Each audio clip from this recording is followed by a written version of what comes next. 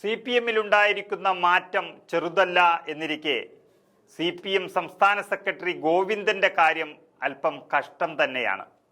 ജ്യോതിഷനെ കണ്ടിട്ടും CPM സംസ്ഥാന secretary ഗോവിന്ദന്റെ സമയം ശരിയാവുന്നില്ല എന്ന് തോന്നുന്നു.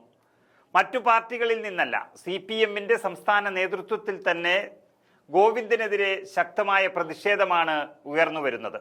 കണ്ണൂർ നേതാക്കൾക്കിടയിലെ വിഭാഗീയതയാണ് ഗോവിന്ദനെതിരായ പടയൊരുക്കങ്ങൾക്കുള്ള മൂലകാരണം. കത്ത് വിവാദം പാർട്ടിയിൽ കൊടുമ്പിരി കൊള്ളുമ്പോൾ ഗോവിന്ദന്റെ അറിവോടെയാണ് ചോർച്ച നടന്നത് എന്നും അടക്കം പറച്ചിലുകൾ അവിടെവിടെയായി കേട്ടു തുടങ്ങിയിട്ടുണ്ട്. EP ജയരാജനാണ് MV ഗോവിന്ദനെതിരായ പടയൊരുക്കത്തിന്റെ ചരട് വലിക്കുന്നത് എന്നുറപ്പായിട്ടുണ്ട്.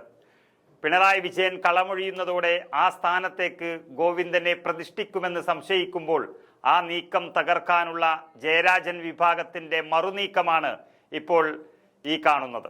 ആ കത്ത് വിവാദത്തിന് പിന്നാലെ പരാതിക്കാരനായ ഷർഷാദിനെ EP ജയരാജൻ തന്നെ നേരിട്ട് ഫോണിൽ വിളിച്ച് കത്തിലെ വിവരങ്ങൾ ചോദിച്ചു. അത് വ്യക്തമായി പഠിച്ചിരിക്കുന്നു. മുൻപേ തന്നെ MV ഗോവിന്ദന് നേരെ ജ്യോത്സ്യൻ വിവാദം തൊടുത്തുവിട്ടതും ഇതേ EP ജയരാജനായിരുന്നു എന്നത് വിസ്മരിക്കാനാവില്ല. പോളിറ്റ് ബ്യൂറോയ്ക്ക് നൽകിയ പരാതി കോടതി രേഖ ആയതിനാൽ ഗോവിന്ദന് പങ്കുണ്ട് എന്നാണ് ഉയർന്നു വരുന്ന പരാതി. പാർട്ടി നേതാക്കൾക്ക് ഹവാല പണമിടപാടിൽ പങ്കുണ്ട് എന്ന് വളരെ വ്യക്തമായി മനസ്സിലായിരിക്കുന്നു. അത് ആരോപിച്ചുകൊണ്ടും പാർട്ടി കോൺഗ്രസിൽ നിന്നുള്ള പ്രതിനിധിയായി പങ്കെടുക്കാൻ രാജേഷ് കൃഷ്ണയെക്കുറിച്ചുള്ള വ്യവസായി ഷർഷാദ് PBക്ക് പരാതി നൽകിയതുമൊക്കെ ആളിക്കത്തുമ്പോൾ വിഷയം വലിയ രീതിയിൽ CPM-നെ ബാധിക്കുകയാണ്.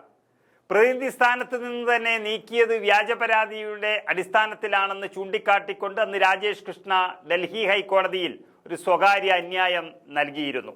ഇതിനൊപ്പമാണ് ഈ ഷർഷാദ് നൽകിയ പരാതി കൂടി ഉൾപ്പെടുത്തിയത്. PBക്ക് നൽകിയ ഈ പരാതി പാർട്ടി സെക്രട്ടറിയുടെ മകൻ ശ്യാംജിത്ത് വഴി ചോർന്നിട്ടുണ്ട് എന്നാണ് ഷർഷാദ് വ്യക്തമാക്കുന്നത്. കത്ത് ചോർന്നതിനെതിരെ ജനറൽ സെക്രട്ടറി MA ബേബിക്കാണ് ഷർഷാദ് പരാതി നൽകിയത്.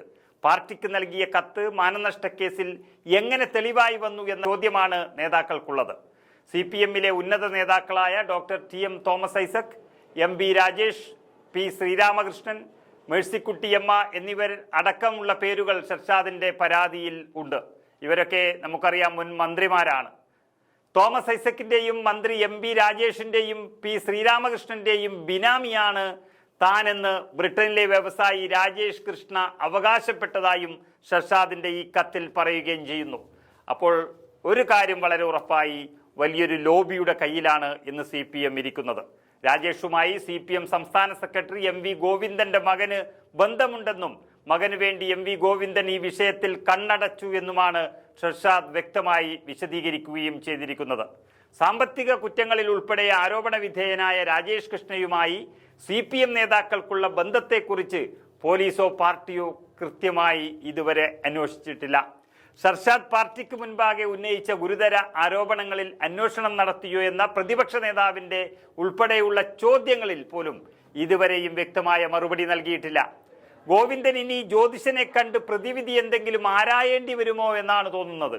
അല്ലെങ്കിൽ ഇനി ജയരാജൻ ജ്യോതിഷനെ കണ്ട് ഗോവിന്ദനെതിരെ വല്ല ക്രയവിക്രയങ്ങളും നടത്തിയതാണോ എന്നും സംശയിക്കുന്നവരുമുണ്ട്. ഏതായാലും വിവാദം കടുത്താൽ MV ഗോവിന്ദൻ പുറത്തു പോകാതെ രക്ഷയില്ല. കാരണം ജയരാജന് MA ബേബിയുടെ പിന്തുണ കൂടിയുണ്ട്. പക്ഷേ പുറത്തു പോയാൽ ഗോവിന്ദനൊപ്പം പല പ്രമുഖരും തരം താഴും എന്നുള്ളതും ഉറപ്പാണ്. എന്നാൽ ഈ പറയുന്ന നേതാക്കളെല്ലാം ഉൾപ്പെടുന്ന വലിയൊരു ലോബി അവർ നടത്തുന്ന ഇത്തരം കച്ചവടം തന്നെയാണ് CPM-ന്റെ വരുമാന മാർഗം എന്നുള്ളത് മറ്റൊരു കാര്യം.